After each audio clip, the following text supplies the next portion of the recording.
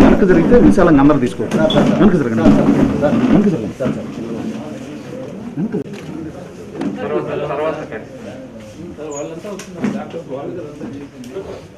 Sir ఇక్కడ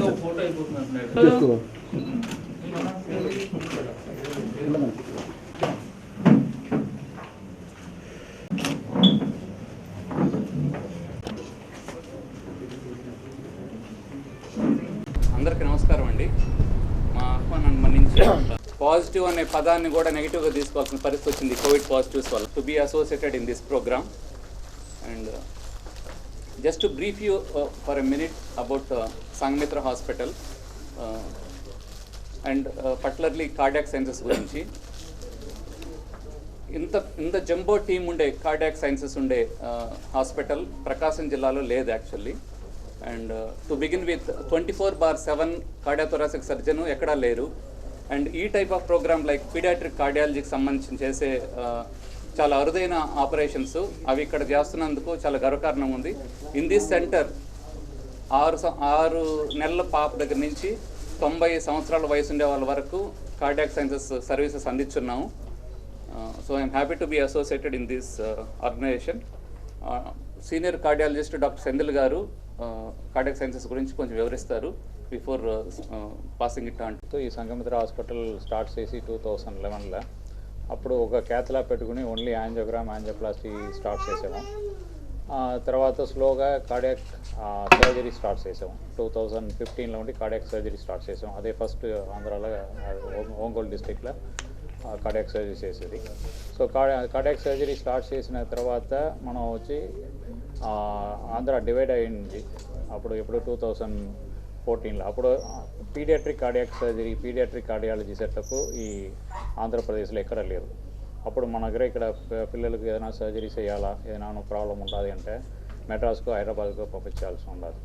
so అది చూసుకొని రమేష్ హాస్పిటల్ విజయవాడలో paediatric cardiac surgery first start చేశారు 2016లో ఉండి. పీడియాట్రిక్ కార్డియాక్ సర్జరీ కార్డియాలజీ అన్నీ స్టార్ట్ చేసి అది ఆరోగ్యశ్రీ కూడా కవర్ అవుతున్నది. అది స్టార్ట్ చేసిన ఉండి ఆ టీంలో ఉండి ఇప్పుడు అన్ని రమేష్ హాస్పిటల్లో paediatric cardiology and cardiac surgery మనం ఇప్పుడు చేస్తున్నాము. అది వివరాలు మీకు తెలియజేస్తున్నారు.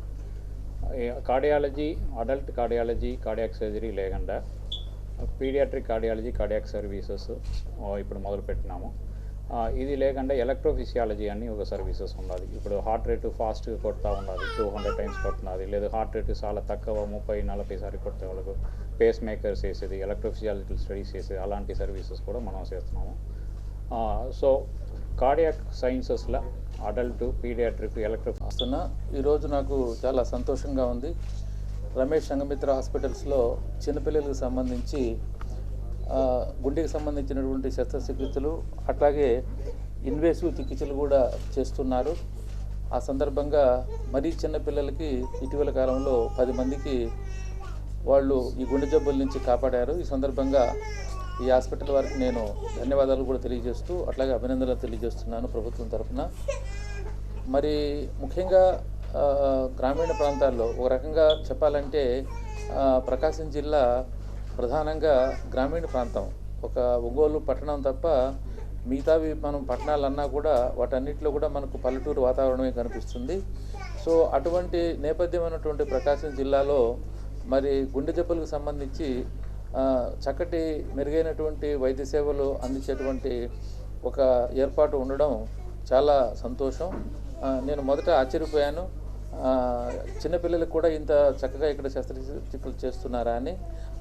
మనం ఒకసారి గతం చూసుకుంటే ఇట్లా చిన్నపిల్లలకి ఏమైనా గుండె జబ్బులు వస్తే మనం చెన్నైకి కానీ లేదా హైదరాబాద్కి కానీ లేకపోతే మనకు ఆంధ్రాలో నెక్స్ట్ దగ్గర విజయవాడ లాంటి నగరాలకు వెళ్ళాల్సినటువంటి పరిస్థితి ఉండే. అట్లాంటిది మరి ప్రకాశం జిల్లా కేంద్రం ఒంగోలులో రమేష్ సంఘమిత్ర హాస్పిటల్ని ఎస్టాబ్లిష్ చేసి ముఖ్యంగా చాలా క్రిటికల్ డిసీజ్ అయినటువంటి హార్ట్ డిసీజెస్కి ఇక్కడ మెరుగైనటువంటి వైద్యం అందించడం అనేది మనందరం సంతోషించదగ్గ అంశం.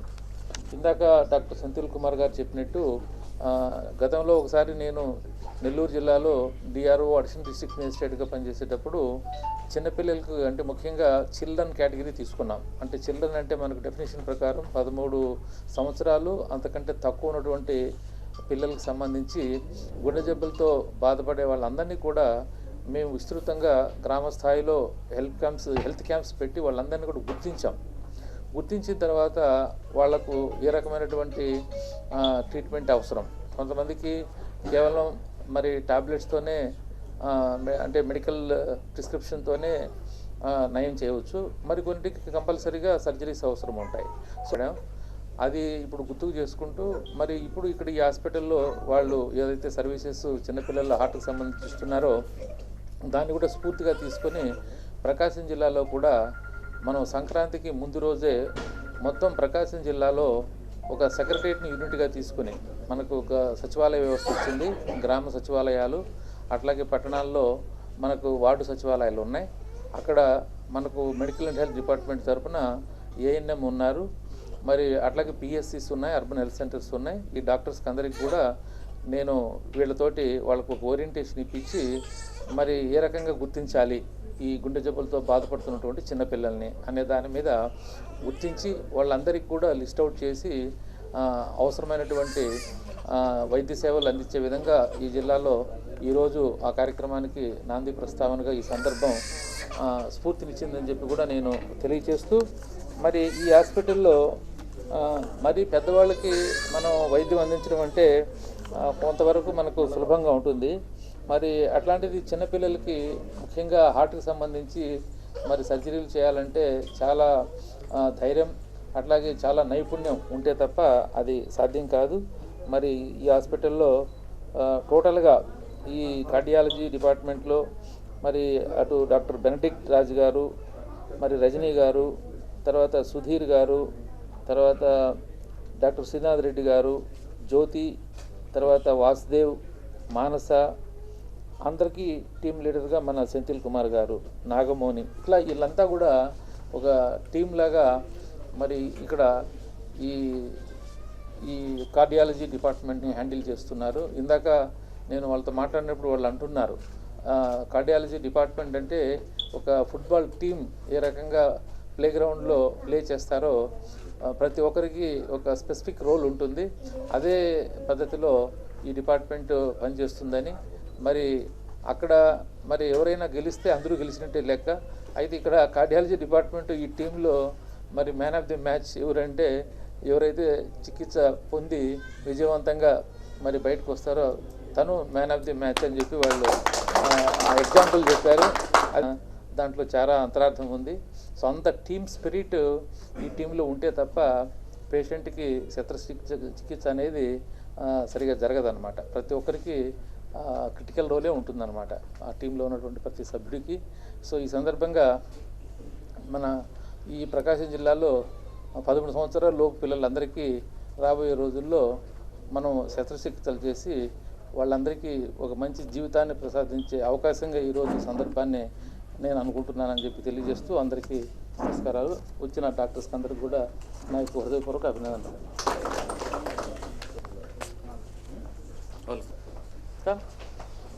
కూర్చో మాట్లాడు. ఏం చదువుకున్నా చెప్పు. మాస్క్ పెట్టు. మాస్క్ ఎందుకు పెట్టుకోవాలి?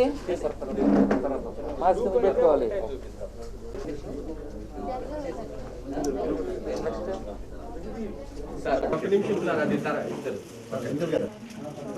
సార్ మీరు కూడా ఇచ్చేయండి.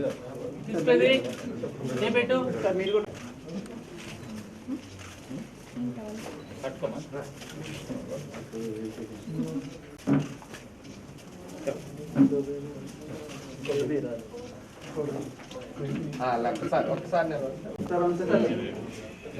Sir please one second sir.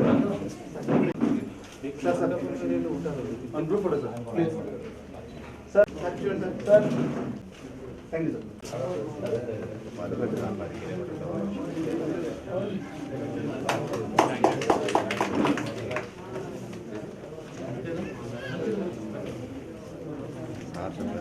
Vijayawada Ramesh హాస్పిటల్లో నంబర్